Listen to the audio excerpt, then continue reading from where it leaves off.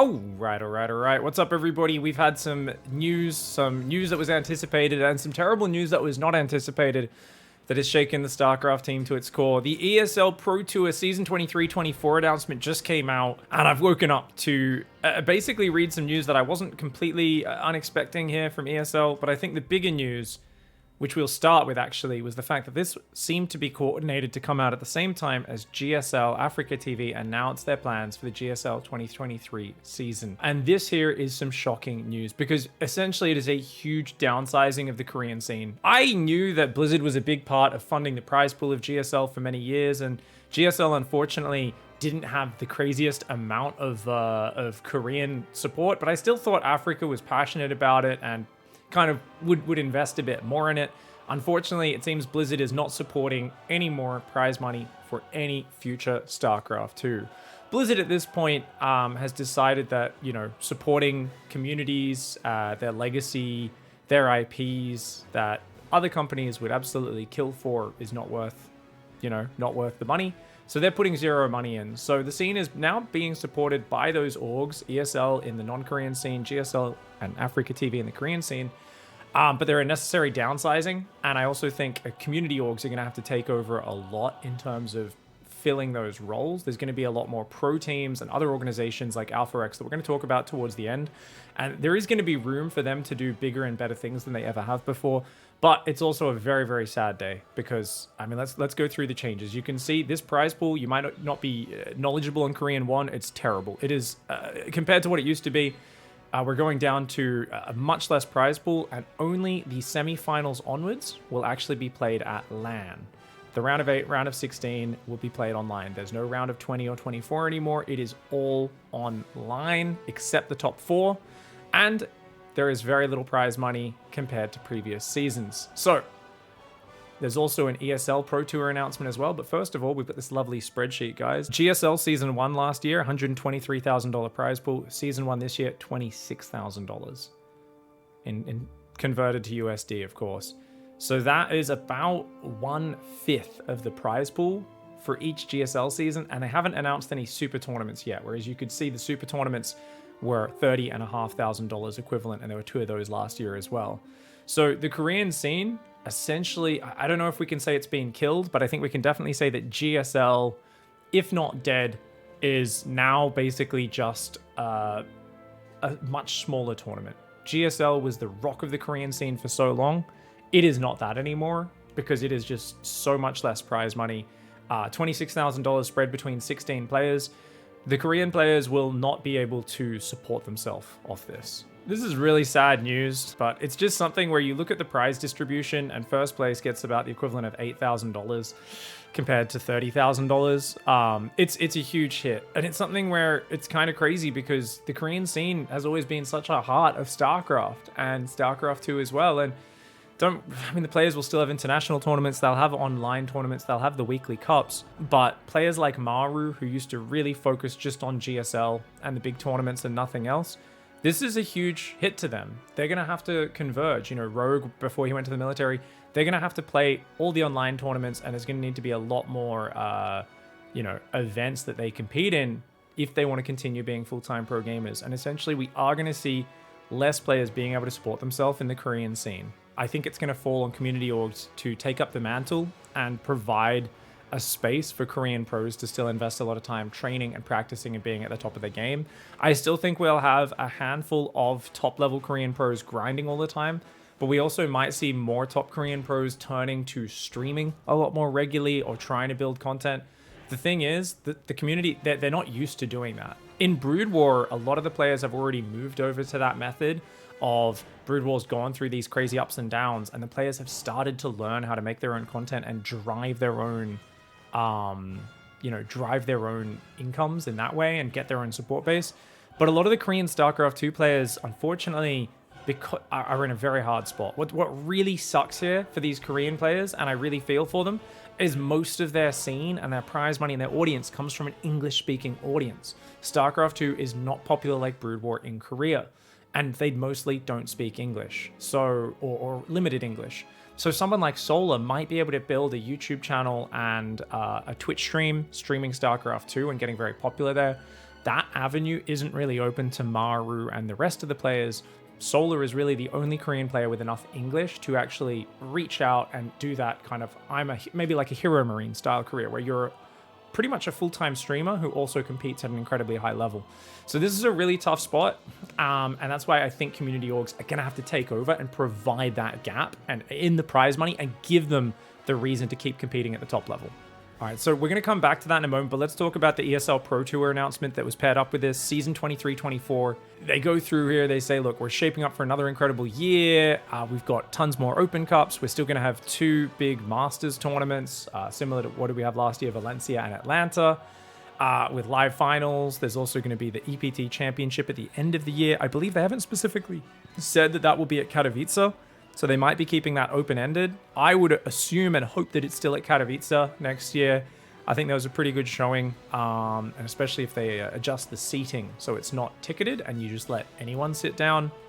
That might be cool, though I guess that's kind of hard because then randoms might sit there. But I think it's way better to just make the seating competitive and have the arena filled rather than the ticketing issues they had at Katowice this year. What was previously known as the DreamHack StarCraft 2 Masters will be rebranded and titled the ESL StarCraft 2 Masters. Okay, so it's not going to be called DreamHack anymore. It's just going to be called ESL StarCraft 2 Masters. Some rebranding. Cool. Fair enough. Here's the main thing, though. DreamHack Summer in Jönköping. Oh, okay. Going back to Jönköping. Okay, very cool. Oh, it's been so long. I hope I get to come. Sweden, June 16th to 18th, 2023, $200,000 prize pool, and the online regionals will be in early May for that. $200,000 prize pool. We've also got Masters Winter, which will be Atlanta, Georgia again, December 15th to 17th. Wow, even later this year, featuring also a $200,000 prize pool. All right, guys, let's compare that so we actually know. So this year, Valencia was $338,000 prize pool, Atlanta was $338,000. So this is a big drop in prize pool, down from almost $340,000 to $200,000 for both of these tournaments. That is a big drop, right? But nothing compared to the GSL drop. This is something which I think a lot of us kind of expected here. There is a big drop in the prize money, but I'm not good with numbers. It's like a 35% drop or something like that. That hurts, but it's great to hear that they're still going to be running those tournaments. I believe also they've announced here the ESL Championship will be $200,000, whereas Katowice is going to be $500,000. Was $500,000 last year. So that's down to 40% of the World Championship prize pool. So Serral, Reina, Maru going to be a little bit sadder about that, and Hero, the guys that tend to win these things. Serral especially, he's won so much money. Him and Rogue, when he was out of the military, they won so much money from those tournaments. The EPT Cup money is staying the same. Now, this is awesome news that the online cups are going to stay just as big and keep providing those weekly online competitions. And I think these are going to get more competitive than they've ever been before. So we're probably going to see more part-time players, more players branching out into YouTube and Twitch and trying to do that. Some people might retire as well in the foreign scene, but the Korean scene is going to be far, far, far more. I think at the moment we're also wondering, you know, basically, how the hell is ESL able to support all this, right? Looking at this, ESL is basically putting in so much money, guys. That's $600,000 there, plus the 63. They're putting in $663,000. You can see down here this comparison we put in the spreadsheet. Yes, it's a lot less than it was last year. So, you know, that is a big drop, but holy crap, that is still pretty huge, right? So what's crazy here is obviously Blizzard used to support the prize pool, and yet ESL is still putting in $663,000. Now you have to remember, ESL has a full-time person in Alex. They have all their producers and production staff that are going to be doing the online circuit as well as the live events. They've got crew that have to go out there, hire venues. They have to hire talent, which they've also said in their announcement they want to be most probably live on location. And we're not cheap. That costs a lot of money. So this is actually kind of insane. I mean, they're spending millions of dollars with zero support from Blizzard. Why? Why the hell is ESL spending millions of dollars? I mean, they're going to make some money from their Twitch channel and their YouTube, but not a lot. Not enough to cover all of that. Not that much money. And yeah, the salaries of everyone involved. This is a crazy investment. And I think a lot of people, at this point, some people will be like, screw ESL, I can't believe they're not supporting more. You guys have to realize that Blizzard was supporting prize pools for many, many years in many different regards. And there was also a lot more views in different years. But ESL, I truly believe this from my discussions with them over the years, believes that StarCraft 2 has legacy. They believe that they want to be an intergenerational sports organization, essentially esports sports. And to do that, you need scenes that have long-term history.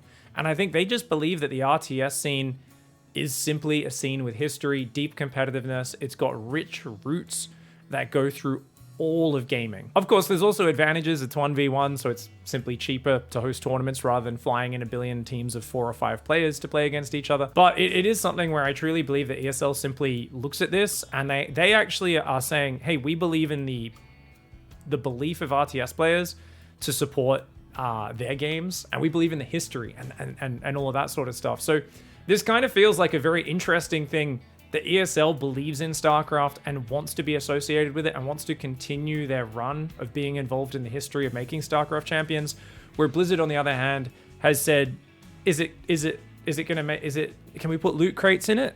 No, we're going to have all our developers, all our money based on just designing new loot crates and new monetization systems. And we're going to release, Warcraft 3 in an unfinished state. We're going to drop StarCraft 2 support entirely almost. We've got, we're going to let the community run the balance patches. It's such a stark contrast between an organization that I think believes in the history of RTS and believes in supporting it, and the company that actually made the game, which clearly doesn't seem to anymore believe in that. Obviously, I think we can cross our fingers that when Microsoft takes over, they want to use those IPs to try and promote their Game Pass, to compete with Steam and with the Epic Game Store. And maybe we see investment from them, not out of the goodness of their hearts, but simply out of their own self-interest and greed. And hopefully that does benefit StarCraft. But obviously that's getting held up all around the world. So it's still going to be a while before Microsoft takes over and we see potential new investment into StarCraft.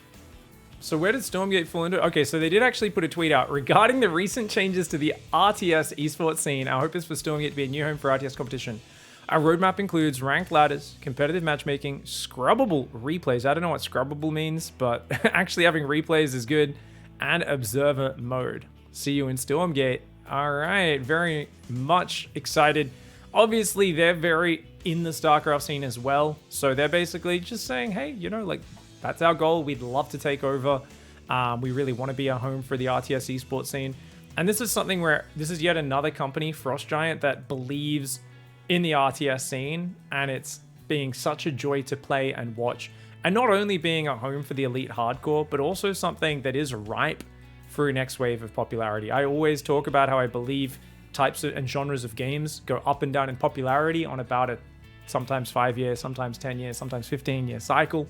But there's a cyclical nature of everyone's playing MOBAs, everyone's playing battle royales, everyone's playing card games, everyone's playing horror games, everyone, and it goes around in these weird cycles. You can't always fully predict it, but because it has been at the moment about 10, 12 years since StarCraft 2's heyday, I think it is right for another RTS to hit big and to find a new generation of young gamers that really resonate with it. And I don't think it'll ever necessarily be as big as maybe like a Fortnite, but I definitely think you could see a big resurgence. And the difference would be, do we have 2 million active players playing the RTS game? Or, damn, it's up to 10 million for a couple of years. And that is a huge explosion because that brings in, obviously, so much more money, so many more viewers, so many more sponsors and attention to the scene. And I think if Stormgate pops off, it's got a good chance of taking that role. Now, obviously, this is kind of depressing news. I woke up and I've been grappling with this today, and it's like, man, straight out of bed, I was just hit with this news, and me and Dot were talking about it while I was eating breakfast, and we were just like, it's kind of crazy that the prize pool is so small for Korea. Shocked us. We kind of expected the ESL news, but even there was part of me that hoped Blizzard would still pop in a few $100,000 for the prize money.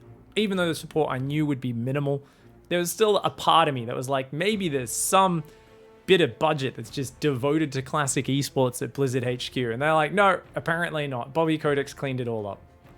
Now, this sucks. It makes me a little bit depressed. It does. But at the same time, I am a glass half full sort of person. And for me, the glass half full here is something that should not be ignored. And that's this tab over here. Community-run tournaments and events. The step up in the last few years has been absolutely insane. Now, I don't know if any of these tournaments got money from Blizzard at all as part of older agreements. If they did, please let me know in the comments, or if any of them, if you know if like Home Story Cup is losing funding from Blizzard or Wardy or anything like that. I don't think they are. To my knowledge, these were all run through their own sponsors, their own budgets, their own passion. And I gotta say, Wardy ran so many tournaments in the last few years. Home Story Cup, so many tournaments. Alpha X, actually insane. Do you guys know how many of our major online tournaments and even some premier tournaments were run by them? We had they ran Theater of Dreams, Alpha X Theater of Dreams. Now that was one of their ones which I believe was sponsored by Africa, so I don't think they'll have too much of that anymore. But Gladiators Cup, they're running constant online series. The number of these like King of Battles is somewhere in here as well. The number of $5, $10, $15,000 tournaments that they ran with top players was awesome. You've got, obviously, O Gaming ran Nation Wars. I don't know if we'll ever see any more Nation Wars from them. The Chinese scene, WTL, and I really, really hope the Chinese scene, now with the Chinese champion, hosts more and more. SC Boy as an organization, F91 and those guys are amazing, and they have such a big following in China that should only grow. But this hits at a terrible time with the Chinese servers getting shut down for Blizzard games. Only the hardcore, like it just puts a wall in between players being able to get involved in the game. And I know a lot of people are worried about this because they say, well, okay, cool. It should be a big burst in popularity. Hundreds of thousands of new Chinese players coming in and getting involved in the scene because they got a Chinese champion. And Finland had a huge resurgence in Finnish players when Sarah won. Unfortunately, there's only 36 people in Finland, so it was an extra 20 players to the player base. But that's why whenever you get a big country like China or India or the USA that gets a champion, it's huge because there's just such a big population, Brazil, that you get so many more players coming into the game as well. Zombie Grub says, here's a quote, SC Boy also announced their plan for the 2023 more than a week ago with an increased prize pool, bringing back their Masters Coliseum, all with an increased amount of sponsorship because of Oliveira's win. All right, so apparently the Chinese scene is super excited. I think this number will go up more than ever from $450,000, hopefully to $600,000, $700,000, $800,000. And that is obviously going to be combined with the weekly cups, which are $63,000 as well, and of course the ability to come play in these big live events over here. That's where the Korean scene is going to need to look. Now, on the downside, obviously it sucks that there's way less GSL money. On the other hand, I don't know if tournaments will even care about clashing with GSL anymore. The GSL schedule will be so much shorter and more compact. Players, I think, won't be caring about playing a different tournament on the same day as GSL. It used to be for 2 weeks before your GSL match, you'd hide all your practice games. You'd get none of them playing online cups. Now you'll have people being like, yeah, I'll play 5 different tournaments in the 2-3 days before GSL because I don't need to hide builds for it. I think this opens up chance for community-run tournaments to be more important than ever, to have more access to top Korean players. And I hope the Korean players are basically just say, okay, cool, we are now playing all of this online circuit. I hope Alpha X, Wardy, all of the different community organizers are more incentivized to host more of these tournaments than ever before. I can say myself, I want to host more tournaments and show matches now. It used to be very difficult hosting it around the ESL circuit and the GSL circuit. If you wanted top Koreans and top Europeans in a tournament, scheduling was an absolute nightmare. So there is going to be a chance for us to host more tournaments. And this is actually probably going to be a little bit of a positive for content creators and smaller channels. Wardy is going to pop off. And I know this is obviously kind of crap, but let's be honest, my channel will probably pop off more in GSL being less popular.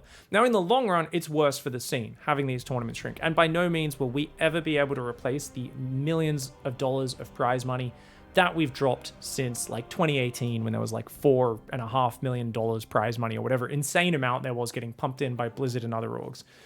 But it will potentially, it'll definitely be a massive boost for guys like Wardy. I don't know if it'll help me out much because I'm not a big organizer of tournaments, but I will definitely be motivated to try and organize some more stuff, organize some more Pigsty festivals, some more, online stuff.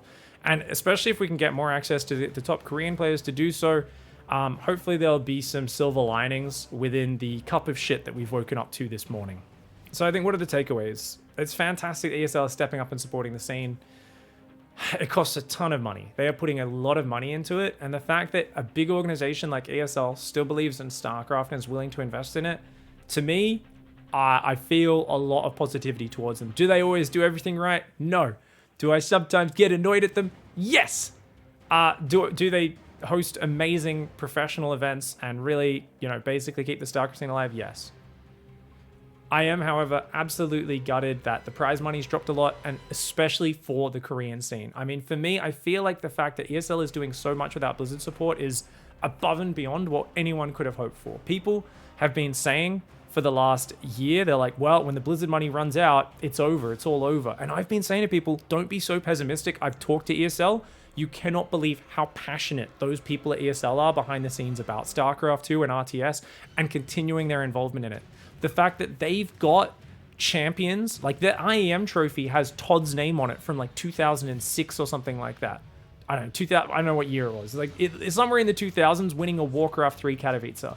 You know, you've got the trophy with like, they love having 20 years of history. They love having all of that stuff. But unfortunately, SC2 never popped off as much as Brood War. And as things reset to a organic level where it's supported by the community and the people that are passionate and involved in it, it is natural that Brood War has now resumed its place of dominance in Korea.